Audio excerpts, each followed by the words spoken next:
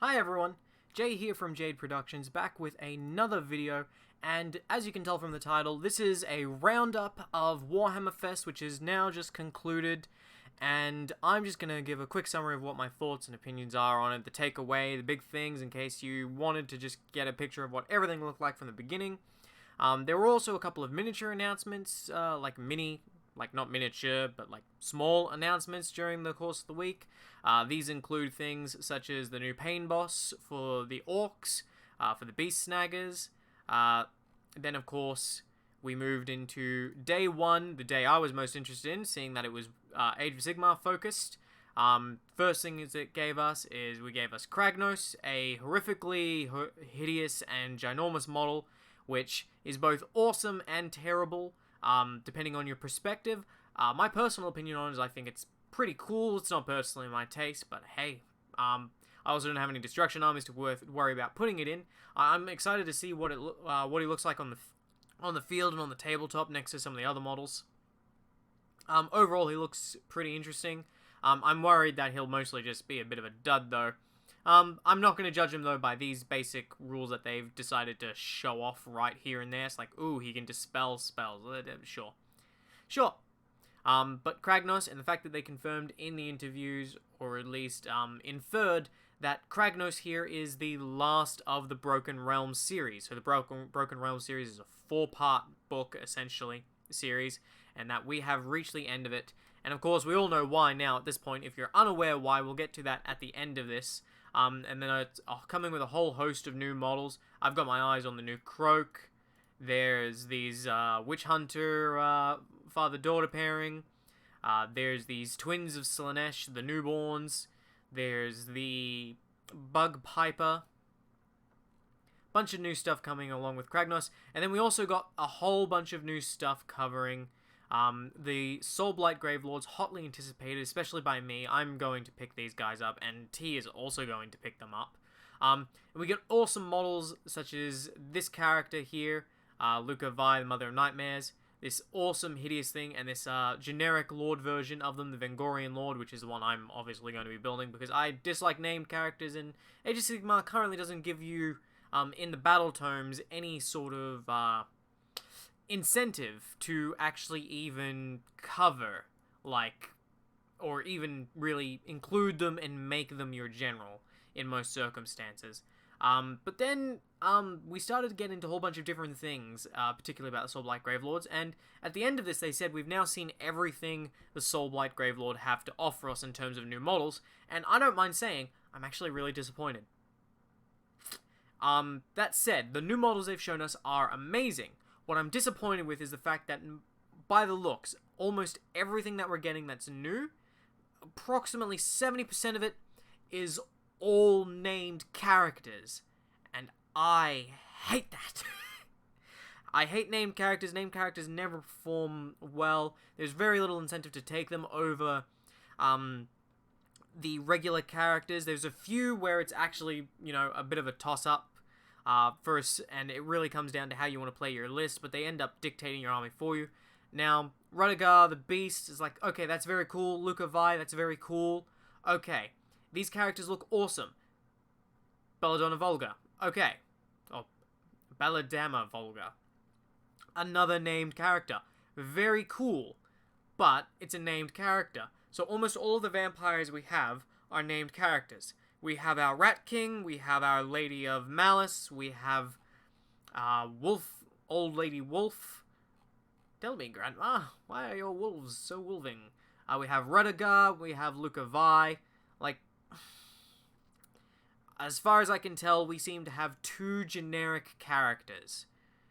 Two new generic characters being introduced.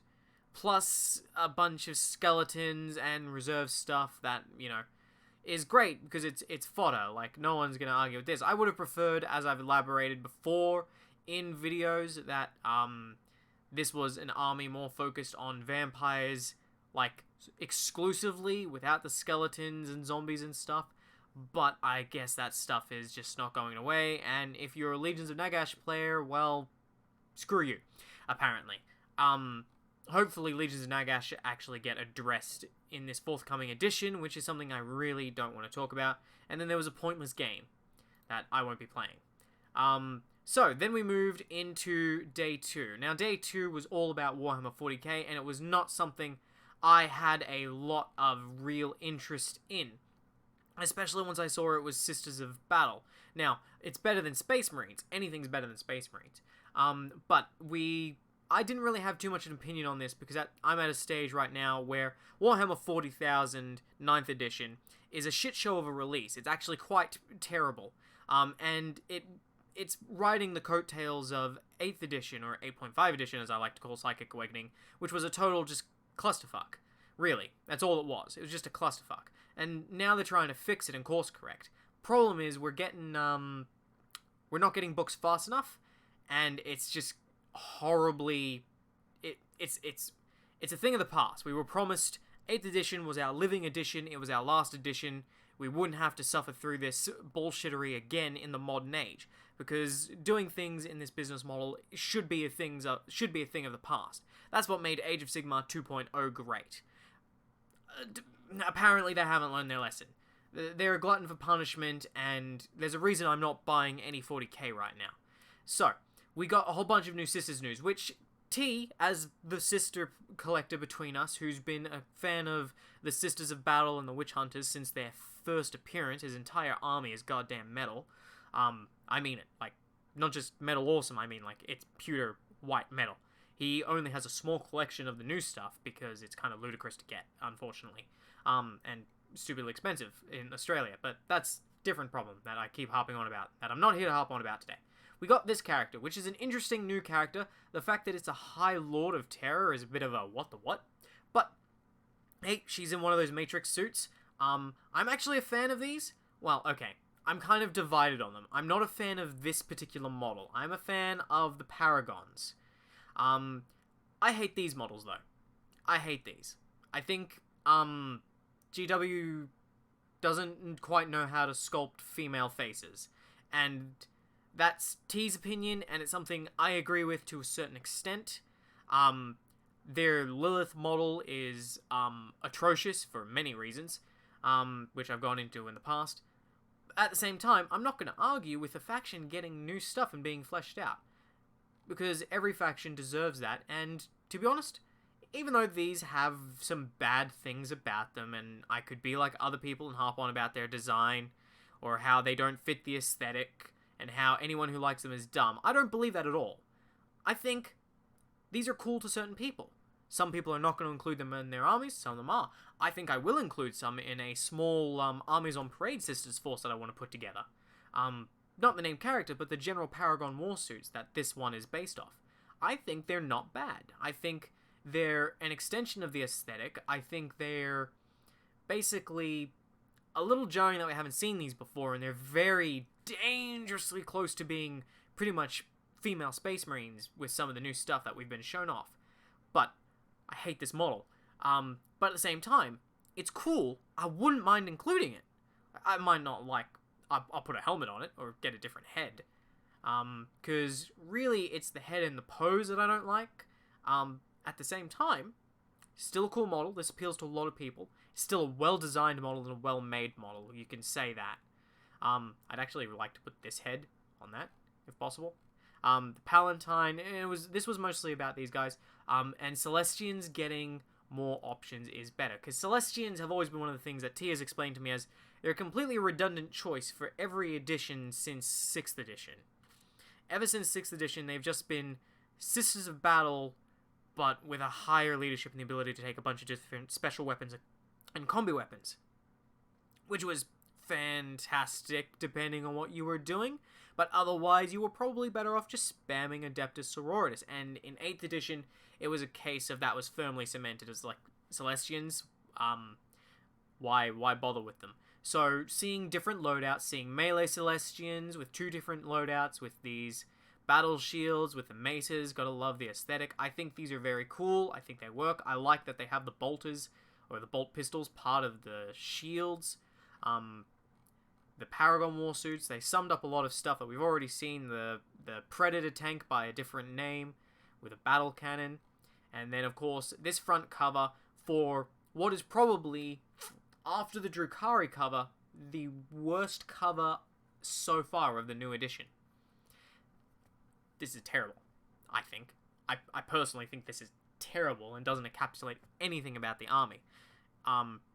It's slightly better drawn than the Drukhari one, but the Drukhari cover is terrible because I can't tell what the hell's going on and it just looks bad. This one is terrible because the composition of the art, the units they've put there, the posing, what they've done, the angle, I get it's like, oh yeah, these new units front and center, but this is not the sororitas I think they should be advertising. This is not the correct image for the front cover. And then Warzone Carry On, because no one gives a fuck about their terrible narrative. Like Warhammer 40,000 narratives, narrative books are absolutely terrible. I hate them all. There hasn't been a single one I've read. I don't care about a Warzone Carry On. I didn't read part 1 because Psychic Awakening was absolute garbage, and to be honest, The Broken Realms, as a narrative series, far eclipses Carried On by a completely insane amount. But, you know, that's a good terrain box. This is actually a good terrain box. I want 3 of these. And that was day 2. Now, day 2, sure, that was cool. Day 3 was Black Library focus, so it was a lot of books. The most interesting thing that I saw was the Gaunt's Ghost. These things were a bit of a nostalgia trip for me. I really like them. I really, really like them. But there's really, not much to talk about here on day 3. Lots of different books. Lots of new things. But something I noticed going through all these different things for all these new Black Library books that they announced, none of them are Age of Sigmar. None of them are Age of Sigmar. We have Steel Tread, Imperial Guard book. We have Twice Dead King, Ruin. Okay, Necron book, 40,000.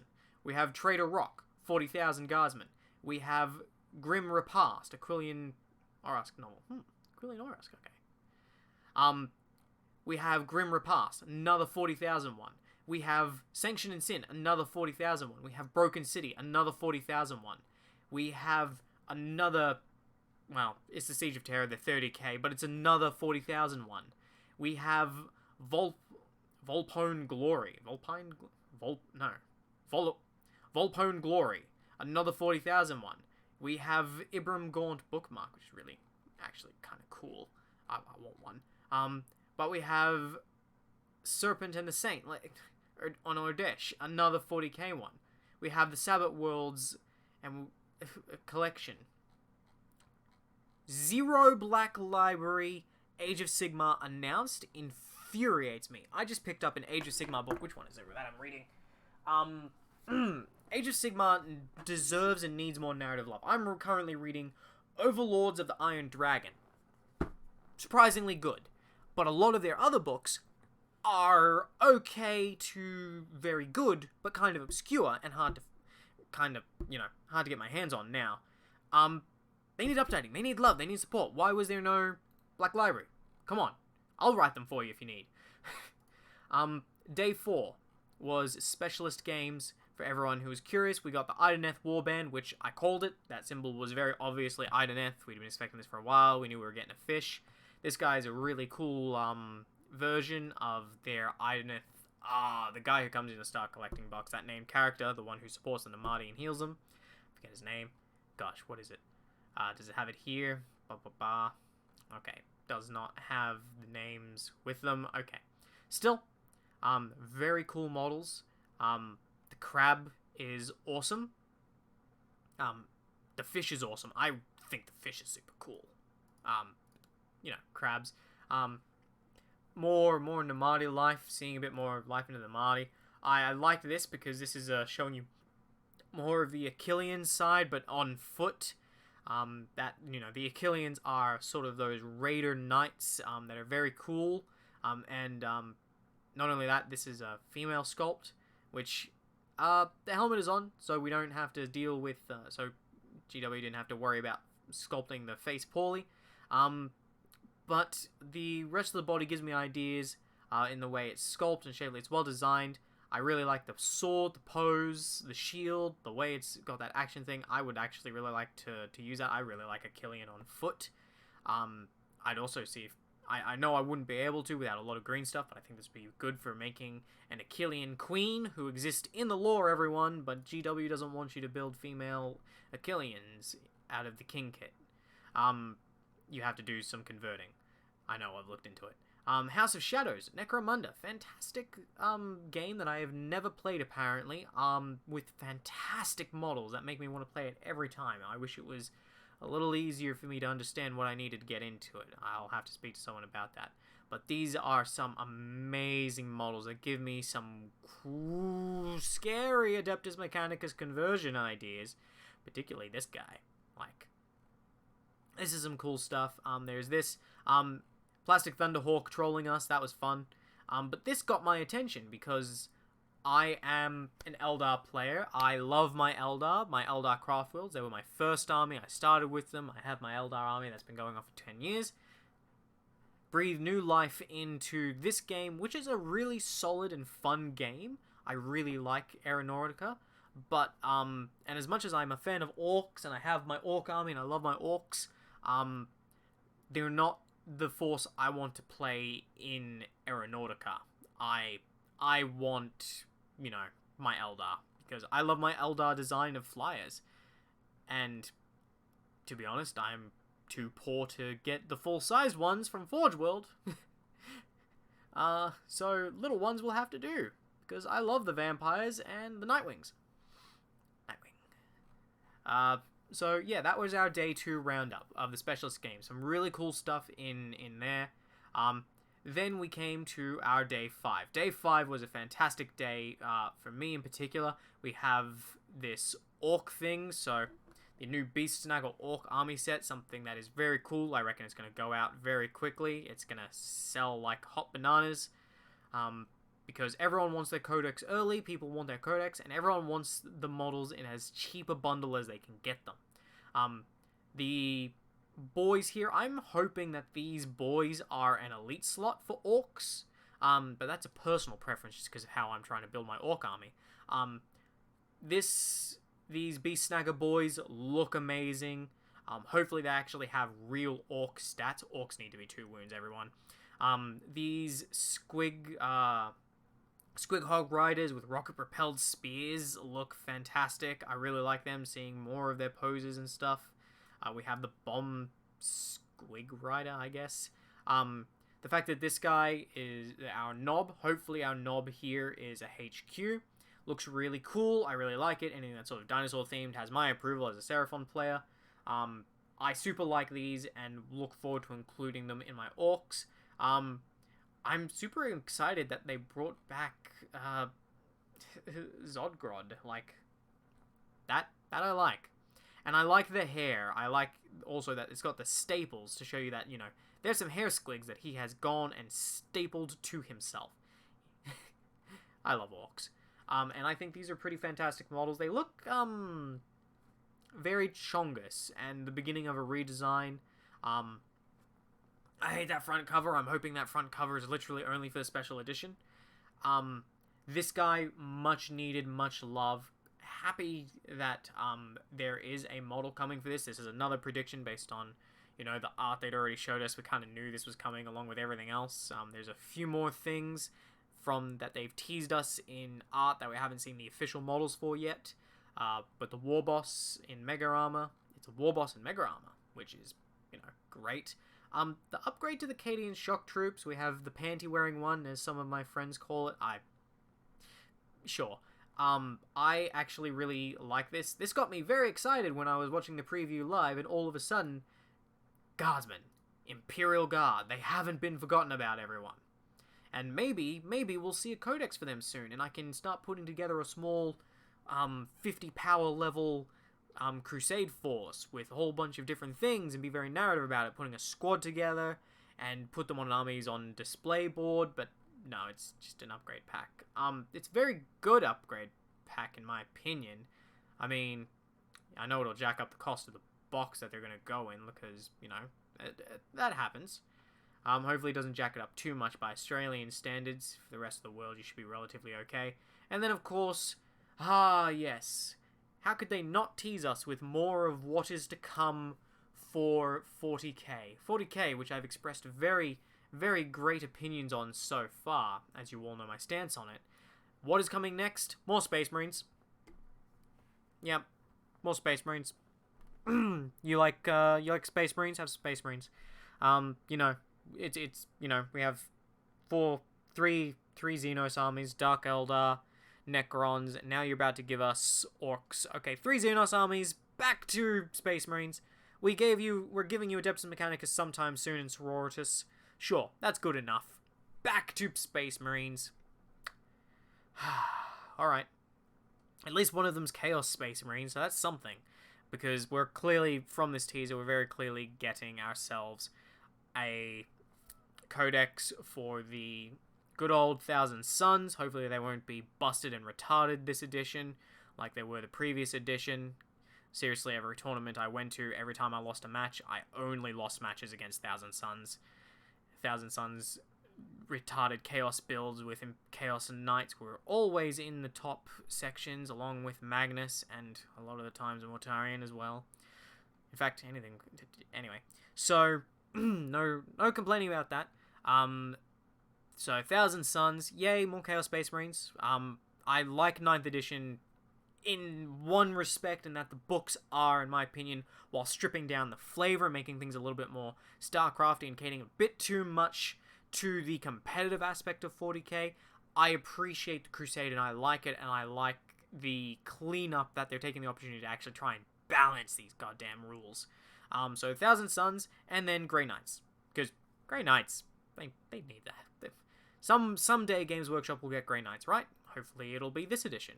And then we hit ourselves onto day 6, where they hit us with a surprise announcement that I loathe. I loathe it. Age of Sigmar did not need a 3rd edition, but it's getting one. Hopefully it's a better launch than 40k's 9th edition. Suffice to say, we all saw it coming. People have asked me about it. I have dreaded it. I've tried to deny it. I've tried to ignore it.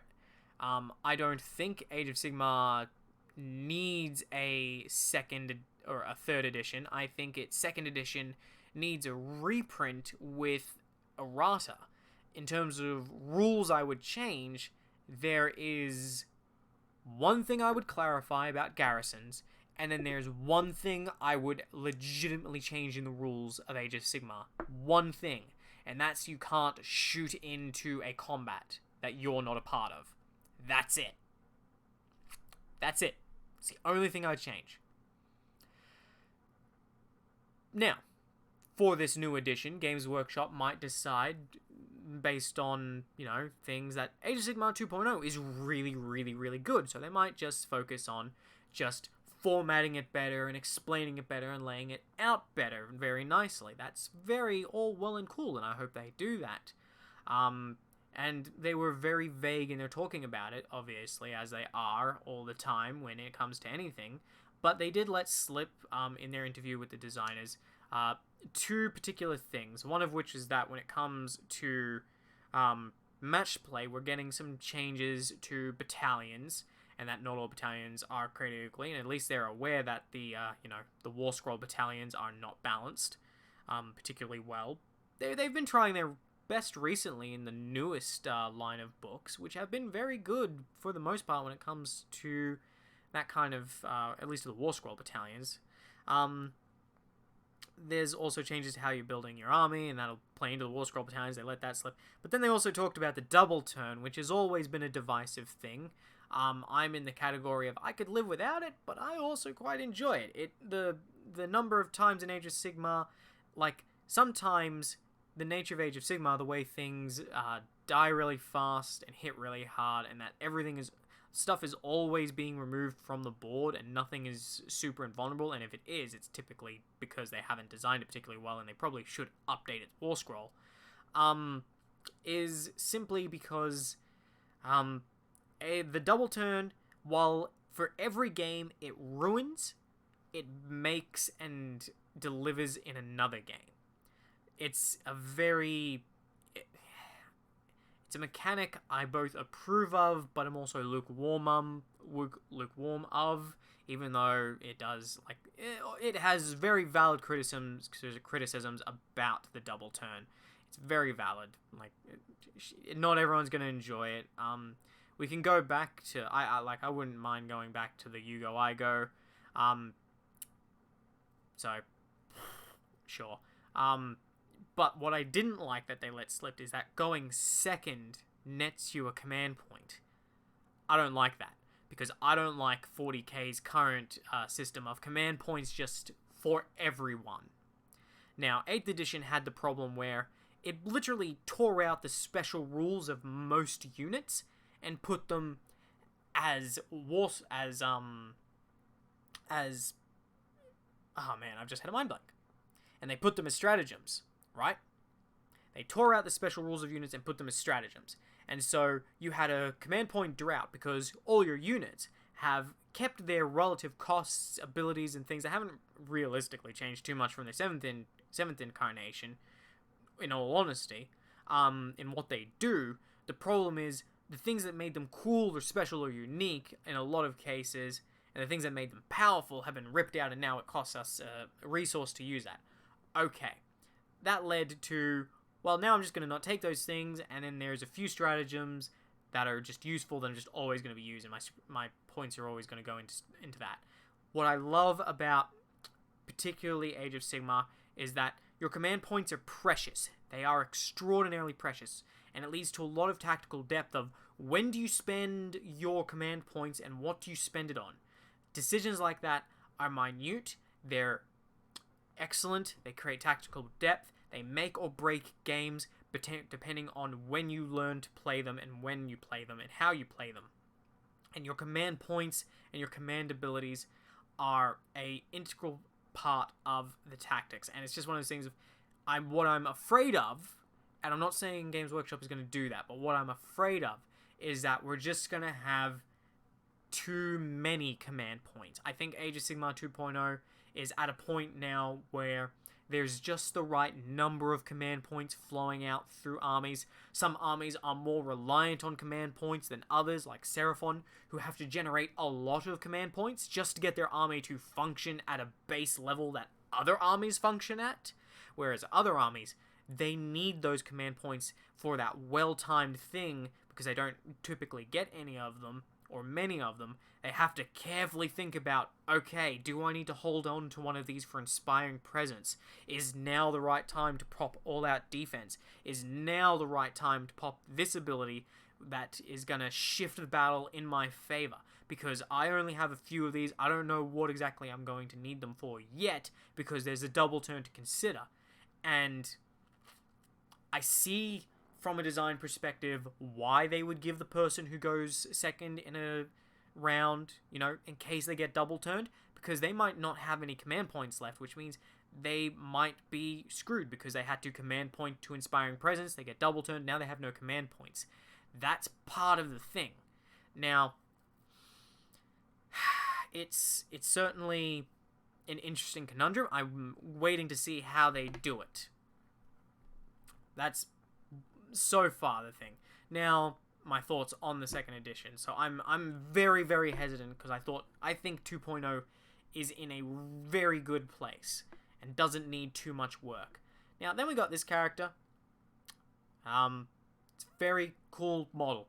Then we got these. I wish all Stormcast were a little bit more slimmed down like this. This is kind of cool.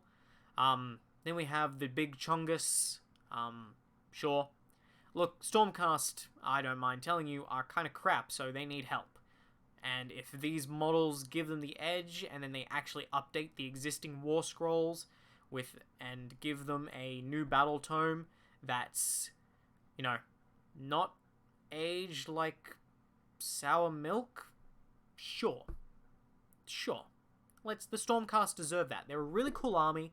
They're not ground marines. They're their own unique thing. They're really awesome in terms of concept and high magic society, and they're a really awesome army to see on the field and to play against, and I really like them. And they need help, because right now they're too expensive for points, and their rules have terrible synergies. And then we got this. So this is our teaser about what will be in the focus, if you will, for our starter box for the second or third edition starter box going up against the Stormcast Eternals. And we look here, they're talking about things disappearing into the bog and the fog, and we're not seeing a lot visually here other than the soldiers coming out of a realm gate, and all we're getting is these. So if we just maximize for a moment, there's not really a lot we can make out here amongst these shadows. We can see they're a little bit pointy, but these don't give us a lot to go on. I think that they're purposely just fucking with us here, and that we can't really get anything more out of here. So this leaves a fair bit of speculation. And so in the comments, I would like to hear your speculation. I mean, I know everyone wants Shadow Elves. Everyone wants Malarian's Elves. We probably won't get it. I did see someone earlier in a Facebook page I'm on speculating Fimir. That would kind of be awesome, since the focus for this realm is apparently the realm of beasts and destruction. So there is that. And that has been the roundup for Warhammer Fest 2021. Lots of mixed news, all of it welcome, all of it, I retract that statement. There's been some news, some of it good, some of it bad, but it's all going to depend on your perspective. I've kind of interjected my own opinions here and my thoughts on these things. Everyone's going to have different opinions because everyone's got different tastes and likes. I look forward to reading what some of you people like about this stuff. Anything you're particularly excited, anything I've missed. I am super excited for the new orcs. I like the vampires, and having now seen more of them, like, you can always want more, right? But they've given us what they've given us, and I'm not going to disparage anyone for working as hard as they can to produce something artistic and fantastic for this hobby. And Games Workshop continues to work hard to bring us stuff. Even though it's not always the best quality of stuff, they do try their best. And even though it might not be stuff that we necessarily want, it's stuff that we've got, and it's more to enlighten our imaginations and let us run wild and escape the uncrushing despair of the inevitable death that awaits us all. So, let's round up here. I have been Jay from JAAD Productions, and I will see you all next time.